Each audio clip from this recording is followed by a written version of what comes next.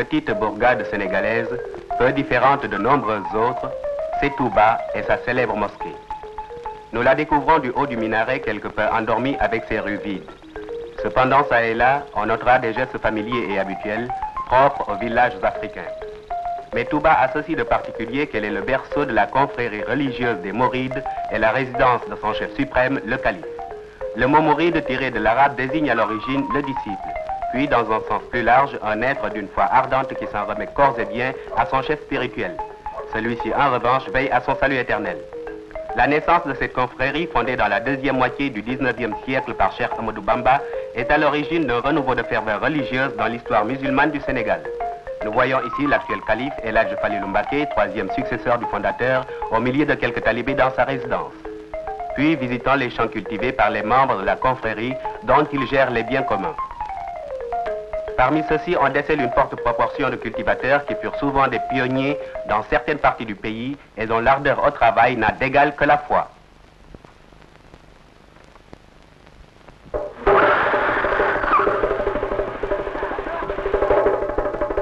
Juillet 1961. La gare de Dakar connaît son maximum d'animation. C'est le grand départ pour le pèlerinage annuel au Magal de Touba. Une véritable allégresse se lit sur tous les visages. Les départs se font aussi bien par rail que par la route.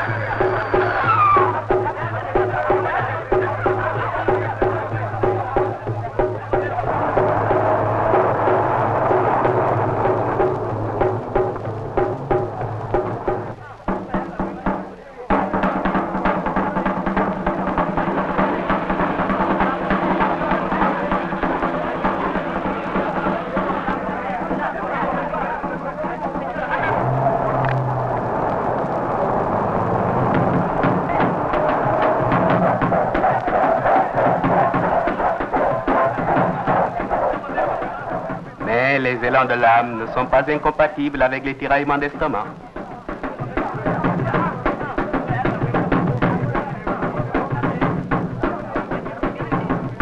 Le corps est également de la fête, car après tout, c'est aussi les vacances avant le recueillement de grands jours.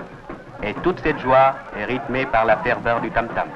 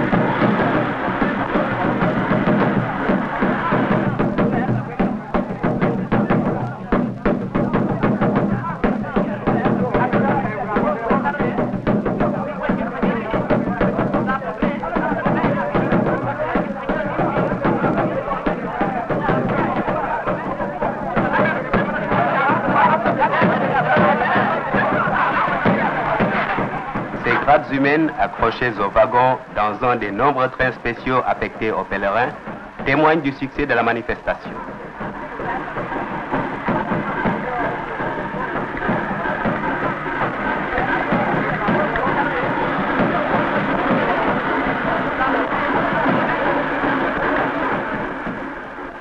Et pourtant, nous sommes en hivernage, saison des pluies, peu propice au voyage. Voici l'arrivée à Touba.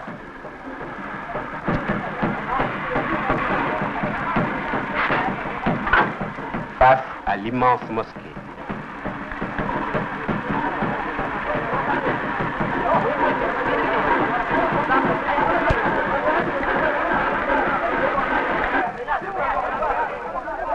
Lentement, les trains se videront pour remplir la ville qui verra pour quelques heures sa population plusieurs fois décuplée.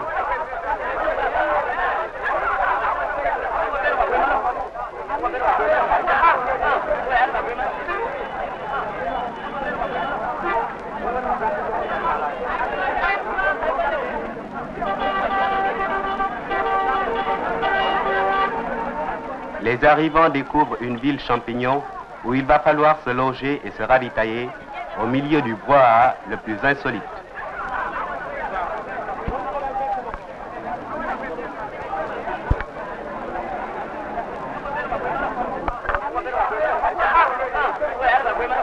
Les marchands nombreux, fins psychologues, sachant que la vie profane ne perd pas ses droits, sont aussi de la fête et savent en bons commerçants tirer parti de la ferveur populaire.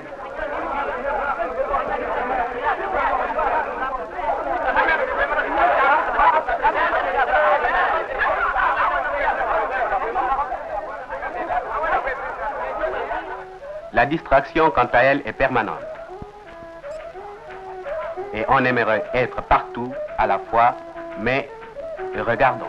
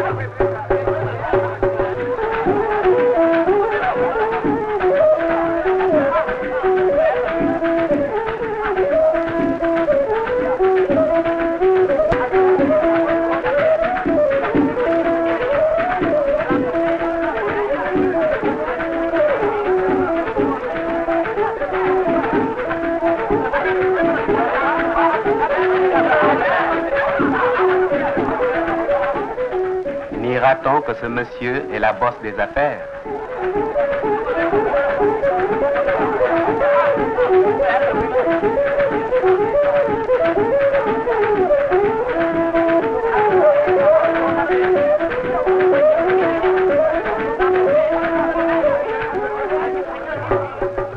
La vie continue, pittoresque, bruyante et colorée.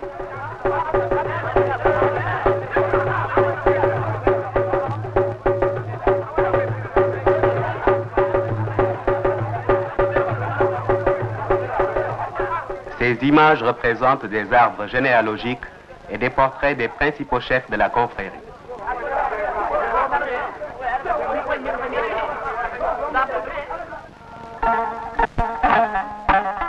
À la fin de cette journée qui précède le pèlerinage, les pèlerins fatigués se restaurent et se préparent à dormir en plein air.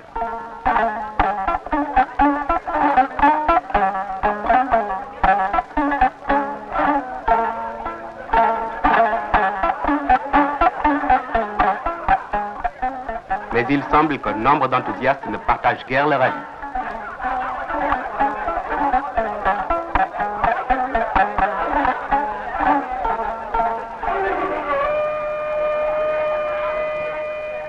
Avec le lever du soleil, commence la journée religieuse, but de ce pèlerinage.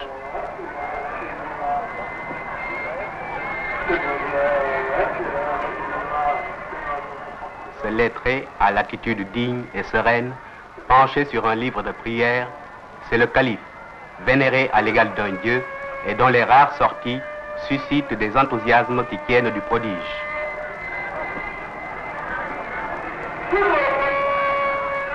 Durant toute cette journée, les fidèles, par une chaleur torride, vont se rendre en queues interminables, les hommes d'un côté et les femmes de l'autre, auprès du chef suprême pour donner leur obol et recevoir sa bénédiction.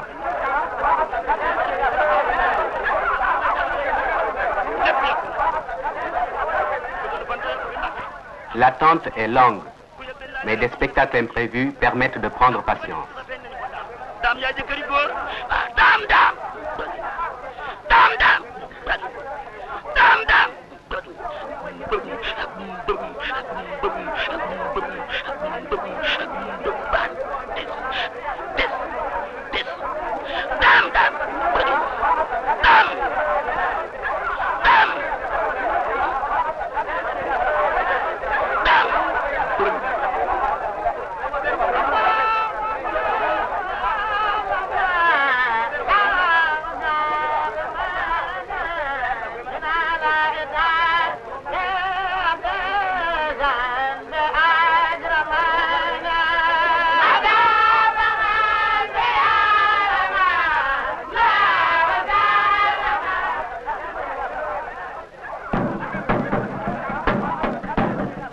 On se détend, on est heureux, on se balance avec le vent.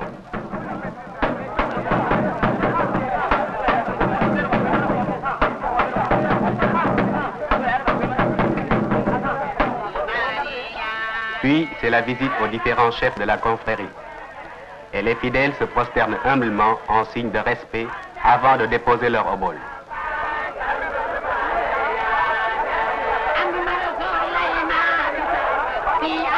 Celles-ci servent depuis un temps lointain à l'édification de la mosquée, l'une des plus grandes d'Afrique noire.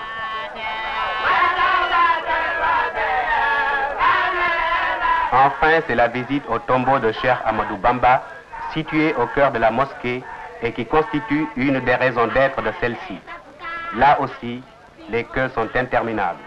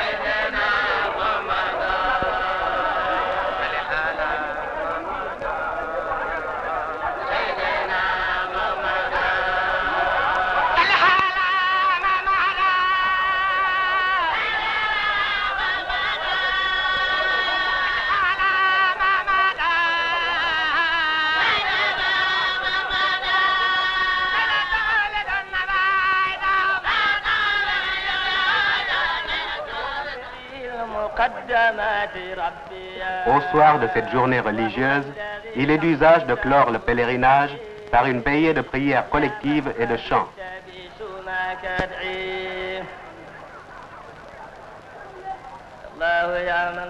Aussi se presse-t-on à l'intérieur de la mosquée.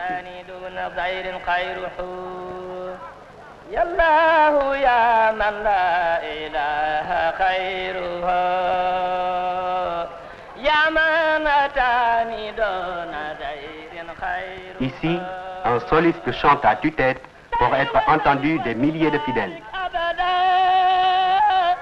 الذي تقديمه منك بدا À l'aube, ce sera les premiers départs et le pèlerinage proprement dit sera terminé.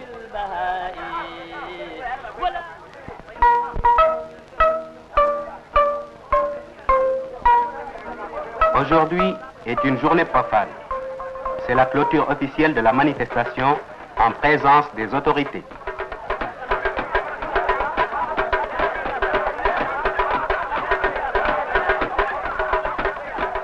Nombreux sont les curieux. Cette longue théorie d'hommes et de femmes, les Baïfal, se dirige vers Touba afin de porter en hommage au calife un témoignage de leur ferveur, du bois destiné à la préparation du banquet de clôture du pèlerinage.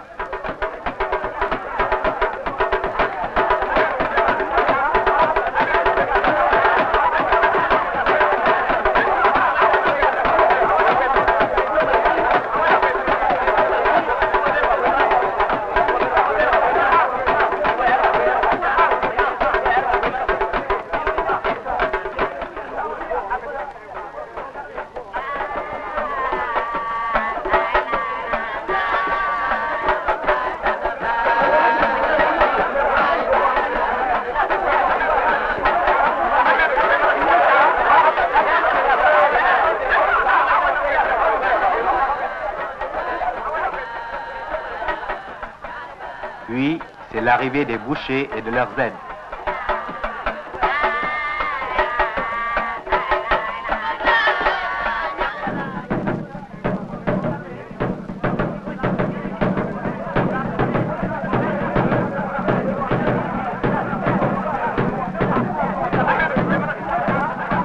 Et toujours et partout, la joie.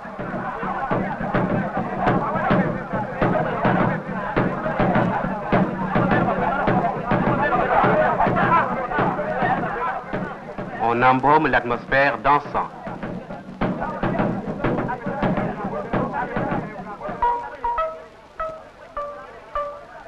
L'Afrique traditionnelle est la Jeune Afrique. Le chef du gouvernement et le grand calife des Mourides vont s'asseoir côte à côte sur la tribune.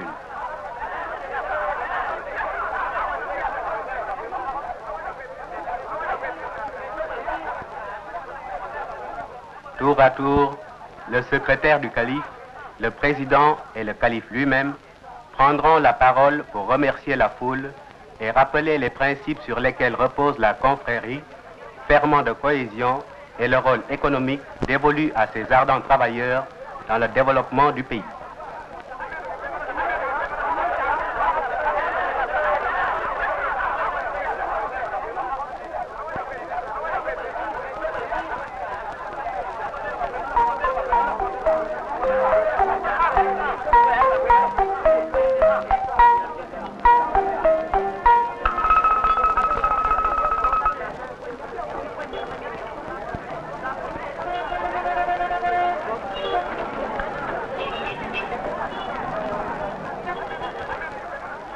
Le banquet semble apprécié de ses augustes convives.